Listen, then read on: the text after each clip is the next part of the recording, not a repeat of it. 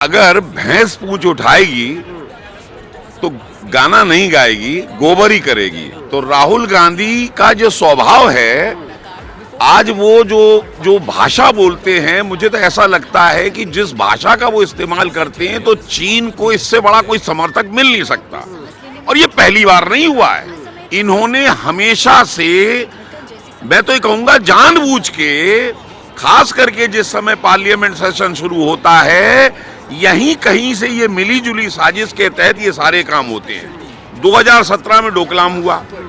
डोकलाम जब चल रहा था 73 दिन का, उस दरमियान भी ये 8 जुलाई का शायद दिन था 2017 को, ये चाइना के राजदूत से मिलने उसके टेंट में पकड़े गए। हालत तो ये है कि ये इनका खुद का इतिहास रहा है।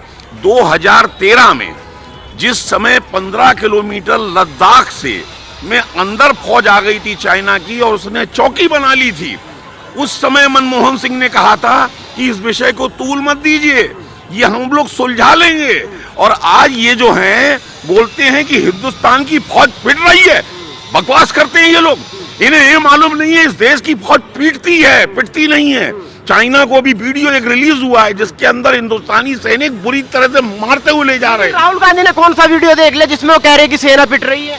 राहुल गांधी को खुद नहीं पता है।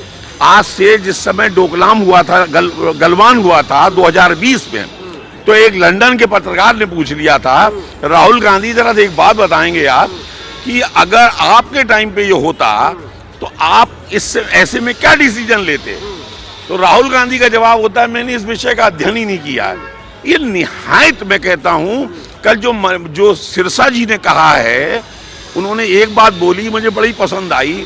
उन्होंने कहा है कि सोनिया गांधी को और प्रियंका गांधी को इनके इन शब्दों के ऊपर पीटना चाहिए, पीटना। अब बोलिए इससे ज्यादा क्या कहा जा सकता है? इनकी जबान देख लीजिए, बिलावल भुट्टो की जबान देख लीजिए, और हिना खार अब्बानी की जबान देख लीजिए। सबकी भाषा एक है। संजोग है या ये प्रयोग है, ये समझना मुश्किल हो रहा है। पांडे जी, एक तरफ राहुल गांधी भारत जोड़ो यात्रा कर रहे हैं। आपको याद होगा मोरबी में जब पुल हादसा हुआ था, राहुल गांधी कह रहे थे कि भाई मैं राजनीति नहीं करूंगा, लेकिन अचानक से आके जिस तरीके का सेना का मनोबल तोड़ा है, उनका ये बयान क्या दर्शाता है? अगर उनको दिक्कत है तो मोदी से होनी चाहिए। सेना तो सबके लिए, सबको सम्मान करना चाहिए। इनको खुद नहीं पता रहता है ये कब क्या बोल रहे हैं, क्या नहीं बोल रहे हैं। जहां पर इनको बोलना चाहिए था, जहां पर ये कह सकते थे कि एडमिनिस्ट्रेशन का फॉल्ट है मोरबी का, वहां इन्होंने कुछ नहीं कहा। और जहां देश की सेना के ऊपर, आप समझते हैं कि देश की सेना में, अगर देश की सेना का कमांडर ये झूठ भी बोल दे कि मेरे देश की सेना ने चाइना के अंदर जाके घुस के मारा है, तब भी हमें सेना के ऊपर विश्वास करना चाहिए कि हमारी सेना जो हमारी रक्षा कर रही है वो सही बोल रही होगी।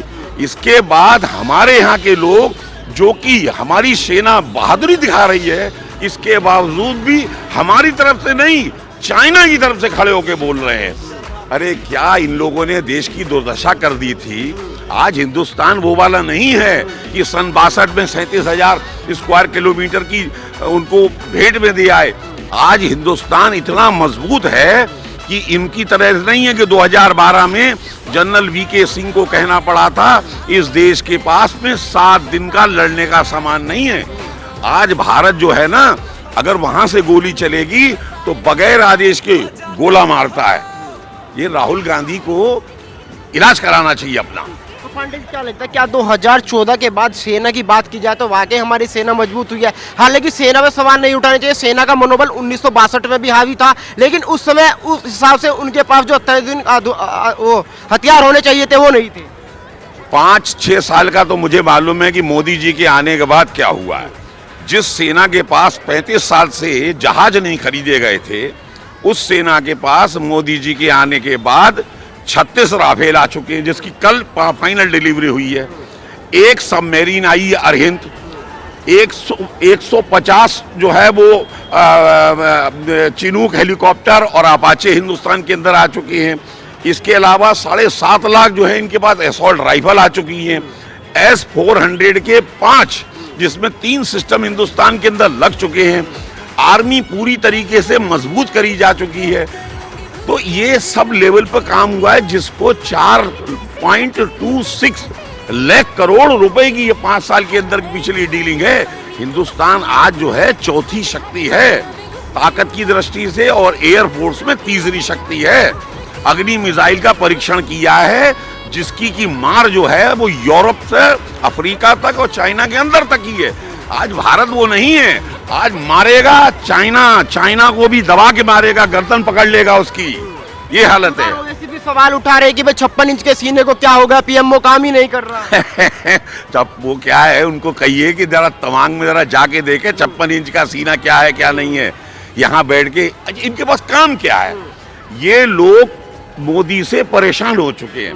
चोरी का लफड़ा उसके जिम्मे नहीं आता, करप्शन उसके उसमें नहीं है, हर चीज के ऊपर डिसिप्लिन, मेहनत, हर चीज उसके पास है, तो उसको घेरे कहां से? इसलिए इनको लग रहा है कि और कोई तरीका नहीं है, इसको बदनाम करो या मार दो।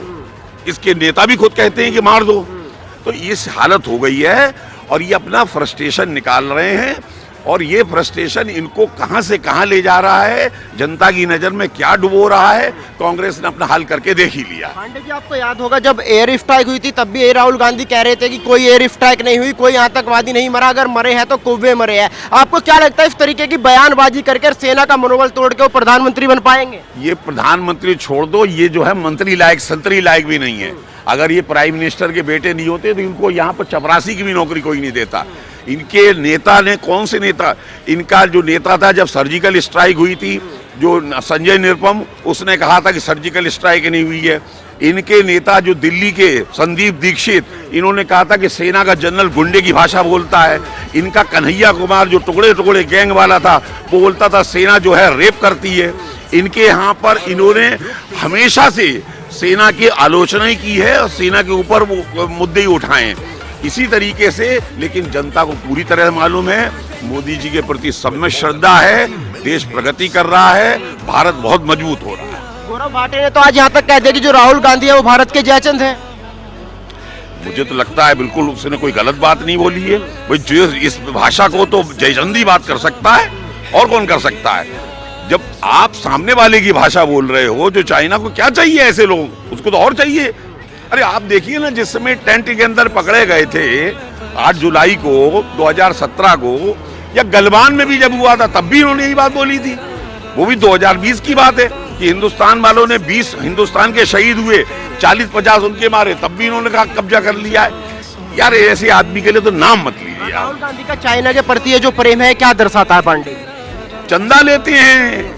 अभी गवर्नमेंट ने इनके चंदे के ऊपर रोक लगाई, राजीव गांधी फाउंडेशन के ऊपर आता है। अब भाई मुंह खाएगा आंख शर्माएगी, और क्या है, मिली जुली भगत है ये सब, और इसके अलावा कुछ नहीं है। इसीलिए गाना गा रहे हैं वहाँ का, इसीलिए गाना गा रहे हैं, इसीलिए सेना का सम्मान कर रहे हैं। यस, मैं तो यही मानूंगा। लग रहा है कि उनका सिक्का नहीं चलने वाला। सवाल ही पैदा नहीं था। मैंने बोला ना, अगर ये प्राइम मिनिस्टर के बेटे नहीं होते तो चपरासी की नौकरी नहीं मिलती। वो कहते हैं कि कोई चाइना पे बात ही नहीं करता, बात कर रहे थे अशोक गहलोत पे बात करते हैं, कभी कहते हैं कि सचिन पायलट पे बात करते हैं, लेकिन मीडिया भी आजकल चाइना पे बात नहीं करती कि चाइना अंदर घुसा है। अब आप मीडिया वाले तो आप खुद हैं, आप बताइए कि चाइना के ऊपर क्या बात करी जाए? इस तरीके के फालतू बात करने की जरूरत होती है कि हमारे सैनिक पिट रहे हैं, इस तरीके की बात करने की जरूरत होती है? मतलब अब क्या बोलते हैं, नादान आदमी से या मूर्ख और मृतक अपने विचार नहीं बदलता। मैं इससे ज्यादा नहीं बोल सकता।